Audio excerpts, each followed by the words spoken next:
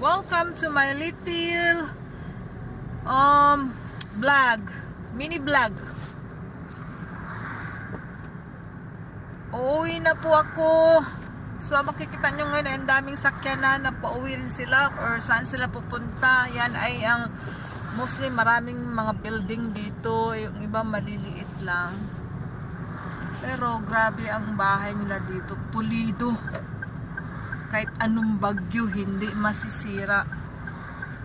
Kasi nga Japan, di ba? Yan, mag-turn right ako dito. Ito yung lagi kong dinadaanan pag ako'y uwi na after work. So, yan banda ay downhill.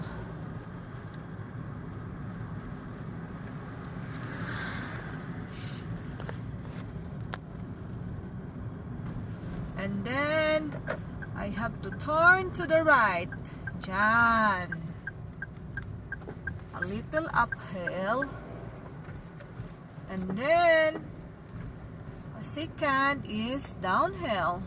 Yan. This side here, right side, yan ay ang mga bata ay iiwan dyan. Yung sinabi nilang hoi kuying. In Japanese, parang daycare center.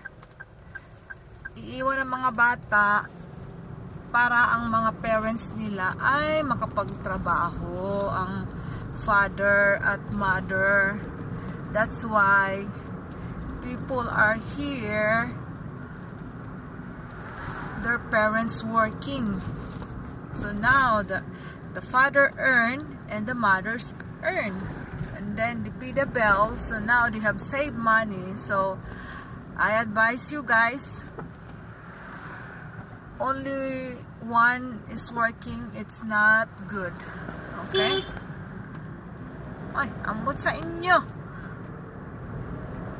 Alright guys, so I'll talk to you later. I hope you enjoy my driving. So it's getting dark now.